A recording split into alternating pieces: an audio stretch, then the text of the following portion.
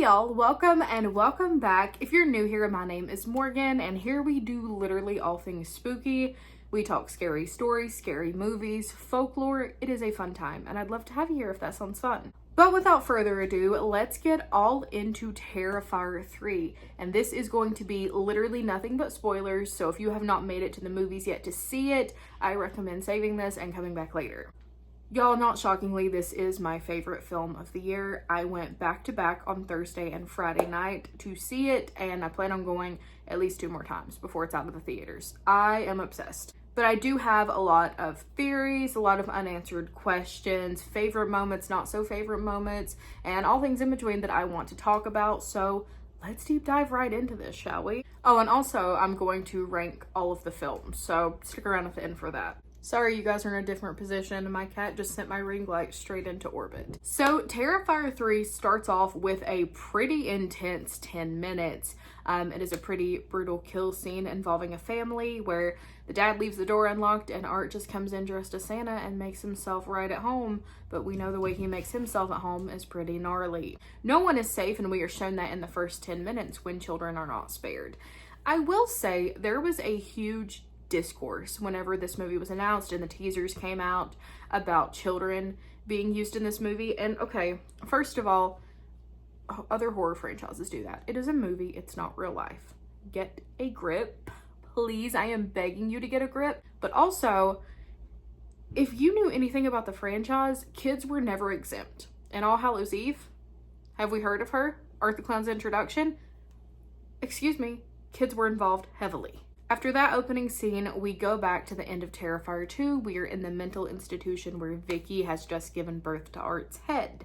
Art's body ends up finding its way back to his head, and him and Vicky take care of the workers in that mental institution and then leave and head to an abandoned house where they sit dormant for 5 years. They are woken up 5 years later by 2 men coming in to make sure the house is clear so that they can demolish it. They bring them back to life, get annihilated themselves. We see Vicky do something to herself involving glass while watching Art kill a man. I don't even know how to word that, but it was one of the most disturbing things I saw in that movie, I'm not gonna lie to you. And then we cut to Sienna to see what she is up to, and she is actually in a mental hospital herself because she is not doing well, rightfully so, after the events that took place. Girlie lost her entire family, okay? Was terrified, tormented, and tortured by this clown. I wouldn't be okay either. If she's going home for the holidays, I wouldn't leave. I would stay in the hospital. She's better than me. I just wouldn't come out, ever. But she goes home to spend the holidays with her niece, her aunt, her uncle, and her brother Jonathan, who is coming back to spend the holidays at their aunt's house from college. He is away at college. So throughout the film, we see Sienna really struggling with grief and her mental health, and I think Lauren played that so incredibly well. It was heart-wrenching to watch at times because she lost everyone. And she's struggling with hallucinations, and then we get introduced to her dad because she's having flashbacks of him, and it's just a really emotional movie. I saw a lot of people say that this movie had no depth. There was nothing outside of the gore. Please explain to me why I cried. I cried so hard for Sienna, okay?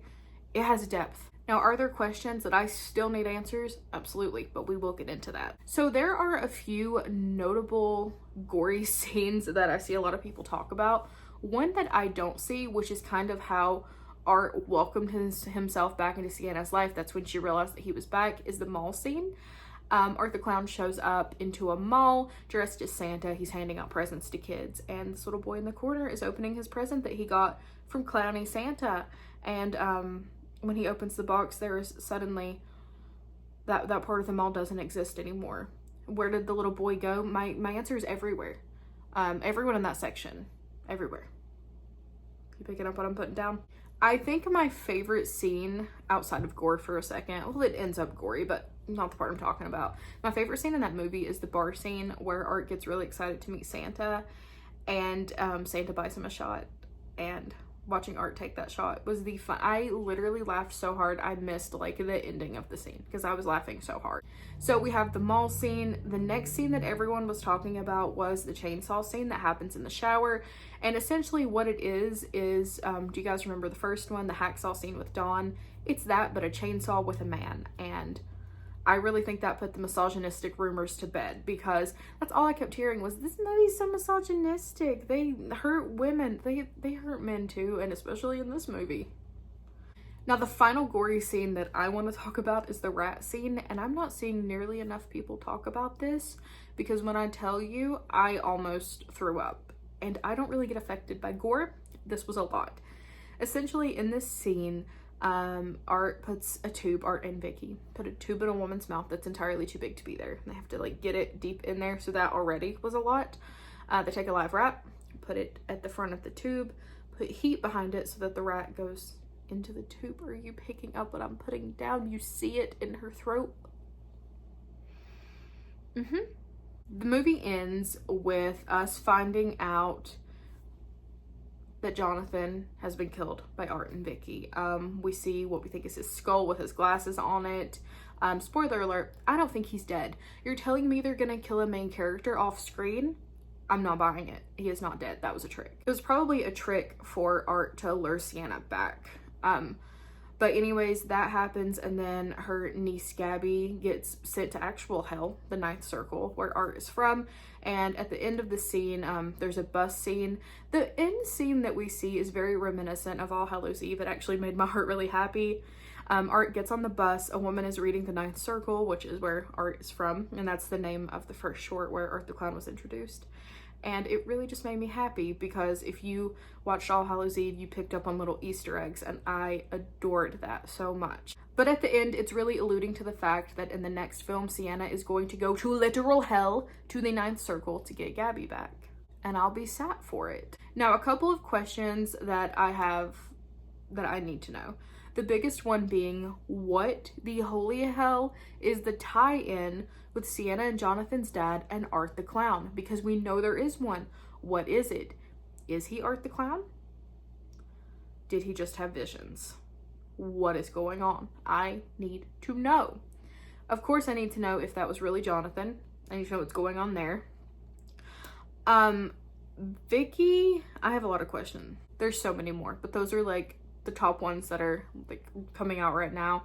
I need to know that. But Terrifier 3, at this moment that I'm filming this, is the #1 movie in the country. I think it has made over $20 million on a $2 million budget. This is an indie franchise. Do you know how incredibly insane that is? Even if you don't like these movies, you have to just give an applause for that, because that doesn't happen. That is insane. Now, we've talked about Terrifier 3. Let's rank all of the films. And I want you to keep in mind that even though one of these films is going to be the lowest, it is still going to be one of my favorite movies, because every movie in this franchise is good. So, starting off with the lowest, which is going to be number 4, we're going to go with All Hallows Eve. I love All Hallows Eve. I love that version of Art. You can tell that it's low budget, but it's still good. Listen, like I said, take these with a grain of salt. They're still some of my favorite movies. I think you should go watch All Hallows Eve, especially right now because it is Halloween. You should go watch it. I think it's on Tubi, but it's an incredible movie. It's how we're introduced to Art the Clown. We see his shenanigans right off the bat. There's a different actor playing Art, and he is terrifying. He's not really funny, and it's really cool to see Art portrayed that way as well. His makeup looks different. So I think in All Hallows Eve, he looks more human than he does now. He doesn't really look human now, which he's not human. He's a demon. So I've seen a lot of people, when they're talking about the Terrifier franchise, they're like, I want to see what Art is, because why is he immortal like Michael Myers? And my answer to that is, well, if you watched his introduction in All Hallows Eve, you would know that he's a demon from the ninth circle. That's what he is. So that's how he's immortal. He's a demon. My third favorite movie in that franchise is Terrifier, the first one. Like I said, one of my favorite movies, so grain of salt. But that is, of course, the film where Art comes to terrorize Tara and Dawn and anyone else in his path on a Halloween night. Now, number 2 on my list is Terrifier 2, which is where we're introduced to our final girl, Sienna and Jonathan, and it's great. I loved it. I did not think when Terrifier 3 came out that they would be able to top 2, because there was no topping the gore in the bedroom scene for me. There was no topping, you know, the incredible acting that everyone did, but everyone got better, and I didn't even think that was possible. Everyone's acting improved when it was already top notch, in my opinion. And of course, that brings us to our number one film in the franchise, which is Terrifier 3. And this Terrifier 3 will become a Christmas tradition for me to watch every year. And I'm so excited. Anyways, that is all for today. Thank you guys so much for hanging out with me, and I'll see you tomorrow.